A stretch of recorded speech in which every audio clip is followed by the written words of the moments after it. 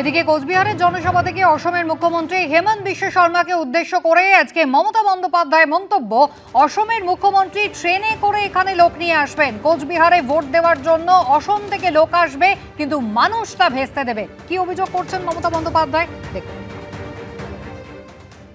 বাংলা বিরোধী কিছু শক্তি এসে এখানে মিটিং করেছিলেন আসাম থেকে লোক নিয়ে এসে। আবার শুনছি আসামের মুখ্যমন্ত্রী রেলে করে লোক নিয়ে আসবে কুচবিহারে ভোট দেওয়ার জন্য সেন্ট্রাল ফোর্সের সাহায্যে। যারা কুচবিহারের রাজবংশীদের নোটিশ পাঠায় এনআরসি বলে আসাম থেকে, তারা আবার আসে ভোট চাইতে। এদের লজ্জাও করে না। লজ্জা ঘৃণা ভয় তিন থাকতে নয়। বলো, অনেক এনআরসি করেছেন, আগে নিজের রাজ্যটা সামলান, বাইরে থেকে ভোটার নিয়ে গিয়ে তো ভোট দিয়েছেন। এখানেও আপনি আসছেন, উকি ঝুঁকি মারছেন এখানে যাতে বাইরে থেকে ভোটার নিয়ে এসে গৌহাটি থেকে ভোট দেবেন, তাই তো? সেন্ট্রাল ফোর্সকে নিয়ে প্ল্যানিং তো তাই। মানুষ ভেস্তে দেবে প্ল্যানিং, এটা মাথায় রাখবেন। একটি ট্রেনে ৫,০০০-এর বেশি লোক আসতে পারে না। মমতা বন্দ্যোপাধ্যায়ের শরীরটা মনে হয় ভালো রে, পাল্টা আক্রমণ সারিয়েছেন হেমন্ত বিশ্ব শর্মা।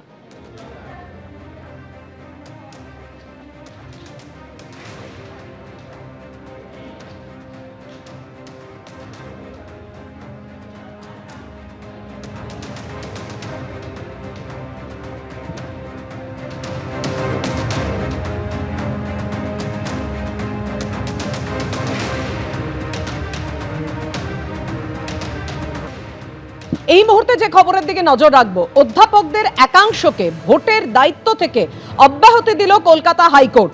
হাইকোর্টে মামলাকারী অধ্যাপকদের একাংশকে স্বস্তি দিল আদালত। যারা মামলা করেছেন তাদের ভোটের কাজে অংশ নিতে হবে না। কলকাতা হাইকোর্ট এমনই নির্দেশ দেয়। যারা স্বেচ্ছায় কাজ করতে চান তাদের ক্ষেত্রেই নির্দেশ কার্যকরী নয়, জানালো কলকাতা হাইকোর্ট। কেন অধ্যাপকদের এই ভোটে অপরিহার্য বলে মনে করছে কমিশন, সেই কারণ দেখানো হয়নি। আর কি বলেছে আদালত জানাবেন আমাদের প্রতিনিধি সৌভিক মজুমদার। সৌভিক, কলকাতা হাইকোর্টের যে নির্দেশ, সেই নির্দেশে বলা হয়েছে যে মামলাকারী অধ্যাপকরা কলকাতা হাইকোর্টে এসেছেন তাদেরকে আপাতত ভোটের কাজে নিয়োগ করা যাবে না। এই নির্দেশ আজকে কলকাতা হাইকোর্টের তরফ থেকে দেওয়া হয়েছে। পাশাপাশি বলা হয়েছে শুধুমাত্র মামলাকারী অধ্যাপকদের ক্ষেত্রেই এই যে নির্দেশ সেটা বলবৎ থাকবে, এবং বলা হয়েছে যে মামলাকারী অধ্যাপকরা এখনো পর্যন্ত প্রশিক্ষণ নিয়েছেন তাদের কিন্তু ভোটের কাজ করতেই হবে। অর্থাৎ যারা মামলা করেছেন অথচ যারা প্রশিক্ষণে অংশগ্রহণ করেছেন তাদের ক্ষেত্রে এই নির্দেশ বলবৎ হবে না। সেই নির্দেশও আজকে কলকাতা হাইকোর্টের তরফ থেকে স্পষ্ট করে বলা হয়েছে।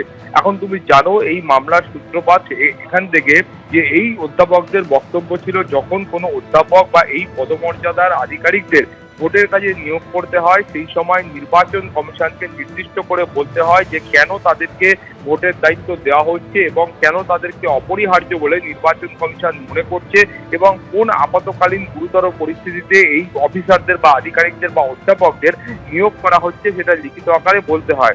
এখন মামলাকারী অধ্যাপকদের অভিযোগ হচ্ছে নির্বাচন কমিশনের তরফ থেকে যে বিজ্ঞপ্তি দেওয়া হয়েছিল সেই বিজ্ঞপ্তিতে কিন্তু এই ধরনের অপরিহার্যতার কোনো কারণ দেখানো হয়নি, এবং কলকাতা হাইকোর্টের কাছেও যখন মামলা হয় সেই সময় কিন্তু নির্বাচন কমিশনের তরফ থেকে এই ধরনের কোনো কারণ দেখানো হয়নি। ফলে এইটা না দেখানোর কারণেই কিন্তু আজকে কলকাতা হাইকোর্টের তরফ থেকে যে নির্বাচন কমিশনের যে বিজ্ঞপ্তি ছিল সেই বিজ্ঞপ্তিতে হস্তক্ষেপ করা হয়েছে, এবং মামলাকারী অধ্যাপকরা যারা এখনো পর্যন্ত প্রশিক্ষণ নেননি সেই অধ্যাপকদের কিন্তু ভোটের দায়িত্ব পালন করতে হবে না, সেই নির্দেশও দেওয়া হয়েছে।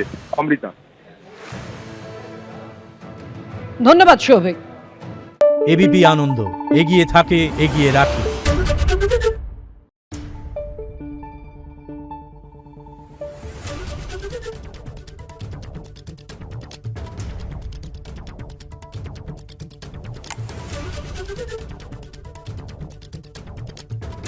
Thank you.